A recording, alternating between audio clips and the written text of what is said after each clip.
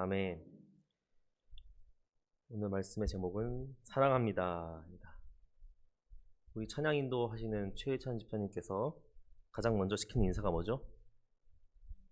사랑합니다. 한번 해볼까요? 사랑합니다. 네, 감사합니다. 오늘 말씀이 바로 사랑에 대한 이야기입니다. 영화 중에 제가 인상 깊게 본 영화 중에 인터스텔라라는 영화가 있습니다. 보신 분들 있으시죠? 영화의 내용은 이렇습니다. 전 세계가 식량 문제로 인해서 살기 어려워지기 시작했어요. 지구가. 그래서 일부 사람들이 앞으로 살기 어려워진 지구에서 벗어나서 지구와 똑같은 행성을 찾기 위해서 우주선을 타고 우주로 나아가는 이야기입니다. 사실 10년 전에 이 나사라는 기관이에요. 나사라는 기관에서 10명을 이미 우주로 보냈어요. 그래서 지구와 똑같이 생긴 행성이 있는지 한번 찾아봐라. 그리고 미리 10년 전에 보내서 그 중에 만약 정말 적합한 행성이 있다. 그러면 각각 10개의 행성에 갔겠죠? 그러면 신호를 보내기로 한 겁니다. 지구에. 그래서 10년이 지나서 3명에게서 신호가 왔어요. 3개의 행성에서 아직 살아있고 그 사람들이 살 수 있는 가능성이 있다. 그렇게 신호가 왔습니다. 그래서 이제 우주 비행사들과 연구원들이 우주로 떠나게 되는 거죠. 첫 번째 행성을 도착했어요. 신호를 따라서 가봤지만 아무리 찾아도 그 신호를 찾을 수가 없었습니다. 얼핏 보기에는 사람이 살 수 있을 것 같았던 행성이었는데 잘 살펴보니 사람이 살기 부적합한 행성이었습니다. 한참을 찾다가 발견한 건 파손된 우주선과 물에 둥둥 떠있는 신호기였어요. 그래서 그 행성을 떠납니다. 그래서 두 번째 행성으로 가려고 했는데 그때 그 행성에서 사고가 발생해서 너무 많은 연료와 시간을 써버리게 돼요. 그래서 행성이 2개 남았죠. 그 두 행성 중에 하나만 골라야 되는 상황이 온 겁니다. 두 번째 행성과 세 번째 행성. 두 번째 행성에서는 사람이 살 수 있을 것 같은 가능성 높은 데이터들이 있었어요. 하지만 세 번째 행성에는 계속 지금도 신호가 오고 있었습니다. 그래서 이 3명의 우주인들이 갈등하기 시작해요. 남녀 연구원이 있었는데 이 남자 연구원은 세 번째 행성이 데이터로 보나 과학적으로 보나 더 가능성이 높다고 판단했습니다. 그런데 여자 연구원은 두 번째 행성이 더 가능성이 높을 것이라고 주장했어요. 그래서 3명이서 투표를 하기로 합니다. 그런데 이때 숨겨진 비밀이 하나 있었죠. 뭐였죠? 바로 두 번째 행성에는 이 여자 연구원의 연인이 가 있었던 거예요. 10년 전에. 그래서 다른 두 연구원들은 이 여자 연구원이 과학적인 데이터가 아니라 사적인 감정에 두 번째 행성을 선택했을 거라고 생각을 합니다. 그러자 이때 여자 연구원이 이렇게 말해요. 그 사람 사랑하는 사람이잖아요. 연인이. 사랑은 시공간을 넘어서서 알 수 있는 유일한 것이다.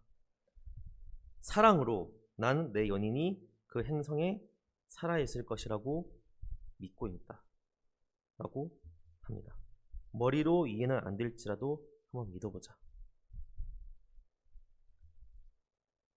하지만 결국 세 번째 행성으로 가게 됩니다. 연인이 있지 않았던. 결과는 어떻게 됐을까요? 자세한 결말은 영화를 직접 보시기 바랍니다. 안 보신 분들이 있기 때문에. 중요한 사실은 방금 이 영화에 나왔던 바로 이 대사입니다. 시간과 공간이라는 제약보다 더 강한 힘이 바로 사랑이라는 거예요. 이 영화에서는 연인과의 사랑만 말하는 것이 아닙니다. 주인공은 딸을 살리기 위해서 딸이 살아갈 새로운 세계를 개척하기 위해서 목숨을 걸고 길을 나서죠. 여러분은 사랑이 뭐라고 생각하시나요? 사랑은 네모다.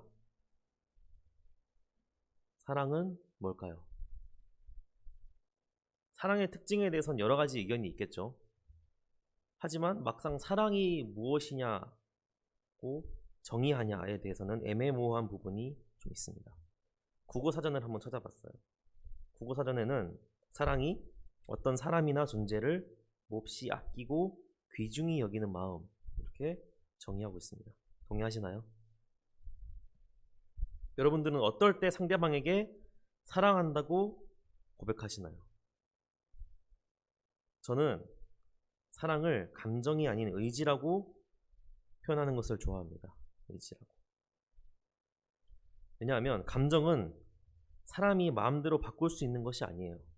슬프거나 기쁘거나 즐겁거나 불행한 감정은 내가 그렇게 느끼겠다고 느껴지기 쉬운 것이 아니라 어떤 상황이나 현상에 따라오는 수동적인 반응인 경우가 많죠.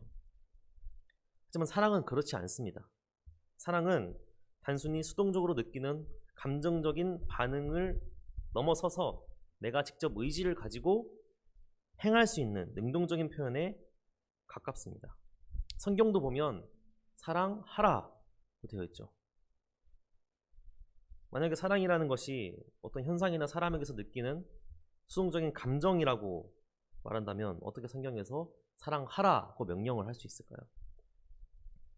사랑은 우리가 마음 먹고 의지를 가지고 능동적으로 행할 수 있는 특권이자 의무인 것입니다. 예수님도 가장 큰 계명을 누군가 물어봤을 때 사랑에 대해서 말씀을 하셨습니다. 마태복음 22장을 보면 예수께서 이르시되 내 마음을 다하고 목숨을 다하고 뜻을 다하여 주 너희 하나님을 사랑하라 하셨으니 이것이 크고 첫째 되는 계명이요. 둘째도 그와 같으니 내 이웃을 내 자신같이 사랑하라 하셨으니 이 두 계명이 온 율법과 선지자의 강령이니라. 아멘. 사랑한다는 것이 단순히 우리의 감정이라면, 느끼는 감정이라면 어떻게 사랑하라는 것이 명령할 수 있고 심지어 계명으로, 율법으로 우리에게 주실 수 있으셨을까요? 사랑은 의지입니다. 누군가를 사랑하는 것은 내 마음과 목숨과 뜻을 다하는 나의 의지입니다. 그리고 이거는 원수까지도 사랑하라는 예수님의 말씀으로 더욱더 굳혀집니다. 여러분, 원수에게 좋아하는 마음이 들 수 있겠습니까? 감정적으로 좋은 감정이 원수에게 나올 수 있겠어요? 일반적으로 원수라고 할 만한 사람이 없긴 하죠, 우리에게는. 하지만 원수까지는 아니더라도 내가 마음에 안 들고 좀 미운 사람, 좀 꼴보기 싫은 사람 한번 떠올려 보세요. 그 사람의 어떤 말이나 행동이라도 마음에 안 들죠. 꼴도 보기 싫죠. 감정적으로 좋은 게 나올 수 있겠어요, 그 사람에게. 그런데 예수님은 그 원수까지도 사랑하라고 하셨습니다. 그럼 좀 억울한 생각이 들 수 있죠. 내가 왜 그래야 됩니까? 나를 미워하고 나를 못 살게 하고 나를 괴롭히는 사람을 왜 사랑해야 됩니까?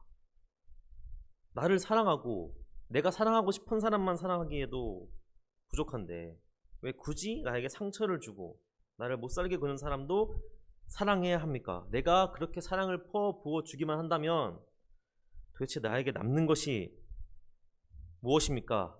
왜 그래야 됩니까? 라는 생각이 들 수도 있겠죠. 오늘 본문에 그 답이 나와 있습니다. 19절을 보면 우리가 사랑함은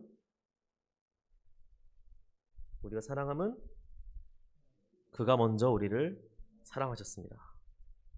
그렇습니다. 우리가 사랑해야 하는 이유는 하나님이 먼저 우리를 사랑하셨기 때문이라고 오늘 성경은 분명히 알려주고 있습니다.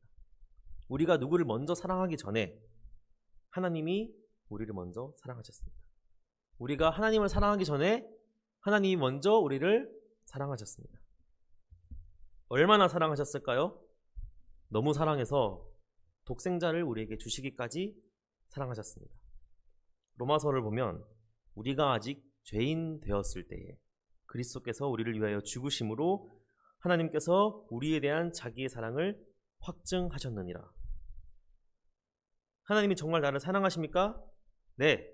어떻게 알죠? 예수님을 보라는 거예요. 예수님이 우리를 위하여 죽으셨잖아요. 그것이 우리에 대한 하나님의 사랑의 확실한 증거인 겁니다. 심지어 우리가 사랑스럽거나 좋은 일을 해서 사랑하신 게 아니라 우리가 아직 죄인 되었을 때 사랑하셨어요. 이게 얼마나 대단한 말씀입니까? 죄는 그렇게 싫어하시고 용납하시지 않는 하나님께서 죄인된 우리를 사랑하신 거예요. 이것이 바로 원수를 사랑하라는 예수님의 말씀의 기초가 되는 내용입니다. 요한일서 4장 11절을 보면 사랑하는 자들아 하나님이 이같이 우리를 사랑하셨은즉 우리도 서로 사랑하는 것이 마땅하도다 라고 말씀하고 있습니다. 사실 이것은 세상에서는 말하지 않는 사랑이에요. 세상에서는 주로 어떤 사랑을 말합니까? 연인 간의 사랑을 많이 말하죠. 남녀가 만나 서로 사랑하고 아름다운 가정을 이루는 이야기를 합니다. 또는 자식을 향한 부모의 사랑을 강조합니다. 받는 것 없이 바라는 것 없이 아낌없이 주는 부모님의 사랑, 그리고 가족 간의 사랑을 말하죠. 또 친구 간의 우정적 사랑, 이런 것을 말합니다. 하지만 성경에서는 한 단계 더 나아가요. 당연히 사랑해야 될 대상이 아니더라도 사랑할 것을 명령하고 있습니다. 그리고 그 원인이자 원천을 죄인된 우리를 사랑하신 하나님의 사랑에 두고 있습니다. 기독교를 사랑의 종교라고 하죠. 그만큼 사랑이라는 것을 강조하고 있기 때문입니다. 하지만 이 사랑은 내 사람만 사랑하는 것이 아니에요. 조건부 사랑이 아닙니다. 원수까지도 사랑하는 아가페의 사랑입니다. 오늘 본문 19절도 보면 사랑하라는 뜻의 헬라어 원문을 한번 찾아봤어요. 찾아보니까 아가포멘, 에가페센, 뭐랑 비슷하죠? 아가페, 아가페에서 변형된 말입니다. 즉 하나님이 말씀하신 사랑하라는 것은 조건이 있기 때문에 사랑하는 것이 아니고 무조건적인 사랑, 즉 하나님께서 이미 우리에게 주신 그 사랑, 아가페 사랑을 실천하라는 것입니다. 제가 언젠가 낮에 카페를 한번 간 적이 있습니다. 카페에서 이렇게 노트북으로 일을 하고 있는데 어떤 초등학생이 카페로 들어왔어요. 보통 초등학생은 카페 안 오잖아요, 그죠? 아이스크림 가게를 가지. 그래서 저도 모르게 귀를 기울이게 되었습니다. 들어보니까 카페 주인이 그 학생을 좀 알고 있는 학생인 것 같았어요. 뭘 주문할지 물어보더라고요. 그러더니 그 학생이 그 카페에서 한 3, 4학년 됐던 것 같아요. 카페에서 가장 비싼 아이스크림 크로플을 시키는 거예요. 초등학생이. 저는 너무 비싸서 아이스 아메리카노 먹고 있었는데 아이스크림 크로플을 시키고 결제도 하지 않고 맛있게 먹는 겁니다. 친구랑 둘이서. 뭐지? 잘 들어보니까 카페 사장님이 이 학생의 어머니와 좀 알고 있는 사이고 그 어머니가 이미 돈을 지불하고 내 아들이 오면 좀 메뉴를 시켜달라 이런 식으로 부탁을 했던 것 같아요. 그 카페 사장님이 그 학생에게 비싼 메뉴를 돈도 받지 않고 줬던 이유가 뭡니까? 이미 어머니로부터 돈을 받았기 때문이겠죠. 우리에게 사랑하라고 말씀하시는 하나님도 마찬가지입니다. 성경에서는 되지 않는, 우리가 할 수 없는 것을 억지로 하라고 하지 않아요. 우리가 다른 사람, 특히 사랑하고 싶지 않은 사람을 사랑하게 하는 힘이 바로 하나님의 사랑에서 나온다는 것을 오늘 본문은 분명히 알려주고 있는 것입니다. 사실 우리는 죄인이기 때문에 다른 사람을 사랑할 힘이 없습니다. 죄인이기 때문에 자연스럽게 다른 사람을 미워하고 시기하고 심지어 가까운 사람일지라도, 아니 오히려 가까운 사람일수록 미워하고 짜증을 내고 화를 내게 됩니다. 그런데 어떻게 이런 우리가 원수는커녕 내 주위 사람들을, 내 형제를 사랑하며 살아갈 수가 있을까요? 바로 하나님의 사랑을 제대로 알고 누릴 때야 그 받은 사랑을 내가 다른 사람에게 나누고 베풀 수 있다는 것입니다. 하나님의 사랑은 완전하면서 아낌없이 우리에게 주셨다는 거 이미 알고 있죠, 우리가. 근데 만약 우리가 그것을 모르고 있다면, 못 느끼고 있다면 우리와 하나님 사이를 가로막는 무엇인가가 있다는 뜻이겠죠. 그리고 그것이 바로 죄입니다. 비록 우리가 예수님을 믿고 구원받은 하나님의 자녀로 살아가고 있지만 일상에서의 이 하나님을 잊고 사는 삶이 지속된다면 하나님의 사랑을 까먹게 될 거예요. 누리지도 못할 겁니다. 그리고 물론 다른 사람을 사랑하며 살지도 못하게 될 것입니다. 뭐 기분이 좋을 때나 좋은 감정이 들 때, 잘 나갈 때는 할 수 있겠죠. 하지만 내가 기분이 좀 상하고 나쁜 감정이 들고 내 뜻대로 되지 않을 때는 아무리 사랑하는 사람도 원수로 보이게 될 수가 있는 것입니다. 하나님의 사랑을 누리지 못하기 때문이에요. 근데 잘 생각해보면 우리의 첫 번째 의무가 바로 하나님을 사랑하는 거 아니겠습니까? 가장 큰 계명에서도 첫째가 하나님을 사랑하는 거잖아요. 그런데 오늘 말씀은 왜 하나님을 사랑하는 설교가 아닌 형제를 사랑하라는 설교를 하고 있을까요? 오늘 본문에서는 왜 형제를 사랑하라는 것을 강조하고 있을까요? 왜 그러겠습니까? 그 이유는 바로 형제를 사랑하지 않고 하나님을 사랑하는 것은 불가능한 일이기 때문입니다.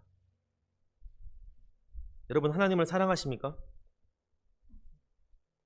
교회에 와서 하나님을 사랑한다고 찬양하고 기도하고 고백하면서 큐티하면서 하나님을 사랑한다고 기도하고 말하면서 집에 가서는 가족에게 전혀 사랑하지 않는 것처럼 행동하고 부모님을 마치 귀찮은 존재로 여기고 아내를 또는 남편을 원수처럼 대하지는 않았나요? 오늘 성경 말씀에 따르면 이건 거짓말하는 것이라고 말하고 있어요. 하나님을 사랑한다고 하면서 가족을, 친구를, 형제를, 교회 성도를 사랑하지 않는다면 그것은 거짓말이라고 성경은 확실하게 말씀하고 있습니다. 그 이유는 다음과 같습니다. 첫 번째, 하나님께서 우리에게 서로 사랑하라고 명령하셨기 때문이에요. 오늘 본문에도 우리가 이 계명을 주께 받았나니 하나님을 사랑하는 자는 또한 그 형제를 사랑할지니라 라고 분명히 말하고 있습니다. 또 아까 살펴봤듯이 예수님께서 가장 큰 율법에 대해서 뭐라고 말씀하셨죠? 첫째는 하나님을 사랑하고 둘째는 이웃을 사랑하라고 하셨습니다. 이것이 율법이면서 하나님이 우리에게 하신 명령이죠. 그렇다면 이웃은 누굴까요? 가깝게는 가족입니다. 하나님이 만드신 첫 번째 조직이 바로 가정이죠. 서로 사랑하라고 만드신 첫 번째 공동체예요. 근데 만약 가장 가까운 가정에서 서로를 사랑할 수 없다면 어떻게 다른 사람을 사랑하며 심지어 원수까지 사랑할 수 있을까요? 저는 아직 결혼을 하지 않았기 때문에 결혼 생활에 대해서 감히 뭐라고 말하지 않겠습니다. 결혼하신 분들이 훨씬 많으시니까요. 하지만 연인이 가족이 되어가면서 서로 미워지는 순간도 있을 것이고 싸우는 경우도 많다고 들었습니다. 부부가 싸우게 되면 이 세상 그 누구보다도 미워하는 원수가 되기도 하겠죠. 하지만 그럴 경우에도 상대방을 사랑하라는 것이 하나님의 명령입니다. 우리가 해야 하는 사랑은 우리가 기분 좋을 때만 하는 조건부 사랑이 아니에요. 우리의 의지를 가지고 어떠한 경우에도 조건 없이 사랑하는 아가페 사랑입니다. 가족 구성원, 부모님, 형제, 남편, 아내, 자식을 사랑할 수 없다면 과연 우리는 누구를 사랑할 수 있을까요? 또 이웃은 누굴까요? 바로 믿음의 형제들입니다. 구체적으로는 교회 공동체 구성원들을 뜻합니다. 우리 교회는 서로 다 사랑하면서 지내는 것이기 때문에 이에 대해서는 스킵하도록 하겠습니다. 넘어가도록 하겠습니다. 또 이웃은 누구죠? 우리의 도움이 필요한 사람들입니다. 누가복음에서 이웃을 사랑하라는 예수님의 말씀이 어떤 사람이 그러면 이웃이 누굽니까? 라고 질문합니다. 이에 대해서 예수님께서 하신 말씀이 바로 착한 사마리아인의 이야기죠. 우리도 주변을 보면 분명 나의 도움이 필요한 사람들이 있습니다. 물질적으로 도움이 필요한 사람도 있을 것이고 감정적으로 도움이 필요한 사람도 있을 거예요. 관심이 필요한 사람도 있고 작은 도움이 필요한 사람도 있을 겁니다. 그들을 돕는 것이 바로 이웃을 사랑하는 것입니다. 이 또한 하나님의 명령이며 우리에게 어떤 것이 돌아올 것을 기대하고 베푸는 사랑이 아닌 하나님이 우리에게 주신 아가페 사랑으로 이웃을 사랑하는 겁니다. 이처럼 하나님은 우리에게 이웃을 사랑하라고 명령하셨는데 만약 하나님을 사랑한다고 하면서 이웃을 사랑하지 못하는 사람이라면 하나님을 사랑한다는 말이 거짓말이 되는 것이라는 거죠. 마가복음 12장을 보면 하나님을 사랑하는 것과 또 이웃을 자기 자신과 같이 사랑하는 것이 전체로 드리는 모든 번제물과 기타 제물보다 나으니이다 라고 말씀하고 있습니다. 이웃을 사랑하지 않고 하나님 앞에 예배를 드리는 것이 무슨 의미가 있냐는 말이죠. 하나님이 기쁘시게 받으시는 제사는 순종이잖아요. 그 순종이 바로 사랑하는 것입니다. 이웃을 사랑하는 것입니다.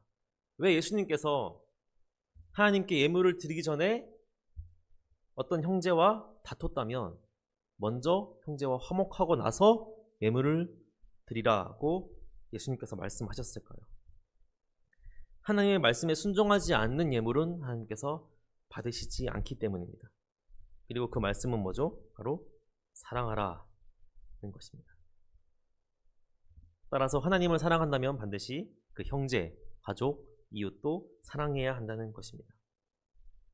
두 번째 이유는 우리는 하나님을 육신의 눈으로 볼 수 없기 때문입니다. 오늘 본문에서 뭐라고 말하고 있습니까? 20절에 보면 보는 바 그 형제를 사랑하지 아니하는 자는 보지 못하는 바 하나님을 사랑할 수 없느니라. 당장 눈앞에 보이고 내 옆에 있는 가족도 사랑하지 못하면서 형제도 사랑하지 않으면서 이웃도 사랑하지 않으면서 어떻게 보이지도 않는 하나님을 사랑한다고 말할 수 있겠냐는 거죠. 가끔 어떤 교회들을 보면 하나님의 일을 한다면서 성도들끼리 서로 미워하고 다투는 상황들 많이 볼 수 있어요. 우리 교회는 아니지만 하나님을 사랑해서 하는 일이잖아요. 전부 다 사역들이. 그런데 그 안에서 성도들끼리 사랑이 없다면 그 사역은 무슨 의미가 있겠습니까? 하나님께 예배를 드린다고 하면서 가족에게 소리 지르고 형제에게 소리 지르고 화를 내고 성도를 미워한다면 그 예배가 과연 하나님이 받으시는 예배가 되겠습니까? 위대한 쇼맨이라는 영화가 있어요. 이 영화에서 주인공은 아내와 자식이 있습니다. 그런데 실직을 했어요. 빈털터리가 되고 맙니다. 그는 자식과 아내를 위해서 어떻게든 성공해서 먹여 살려야겠다. 갖은 노력을 합니다. 결국 어떻게 일이 잘 풀려서 그가 하는 사업이 승승장구하게 돼요. 점점 일은 바빠지고 가족들은 뒷전으로 밀려나기 시작합니다. 사업가로서 출장도 많이 다니고 여러 사람들도 만나게 되면서 아내와 자녀들은 아버지를 보기 힘들기 시작합니다. 그러니까 보기 힘들다는 거예요. 시간이 없어서. 그러다가 사업이 망하게 될 위기에 처하게 됐어요. 그리고 유명인이 되니까 다른 여성들과 스캔들도 나게 됩니다. 그제서야 주인공은 가족 사진을 보면서 깨닫게 돼요. 내가 이렇게 열심히 했던 이 모든 일이 결국 가족을 위한 일이었다는 것을. 그리고 자신이 지금 목적이 전도되어 있다는 것을 깨닫고 가족에게로 돌아가게 됩니다.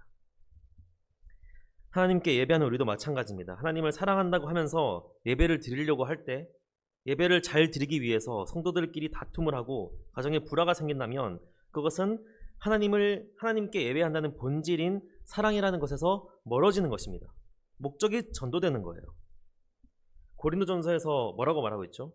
내가 사람의 방언과 천사의 말을 할지라도 사랑이 없으면 소리나는 구리와 울리는 꽹과리가 되고 내가 예언하는 능력이 있어 모든 비밀과 모든 지식을 알고 또 산을 옮길 만한 모든 믿음이 있을지라도 사랑이 없으면 내가 아무것도 아니요. 내가 내게 있는 모든 것으로 구제하고 또 내 몸을 불사르게 내줄지라도 사랑이 없으면 내게 아무 유익이 없느니라고 말하고 있습니다. 결국 하나님이 우리에게 원하시는 것은 하나님을 사랑하고 이웃을 사랑하라 이거예요. 그리고 하나님을 사랑한다면 당연히 형제를 사랑하고 가족을 사랑하고 이웃을 사랑하라는 것입니다. 이것은 우리가 자연스럽게 드는 감정이 아니라 우리가 의지를 가지고 행해야 될 명령이자 사명입니다. 오늘 말씀의 결론입니다.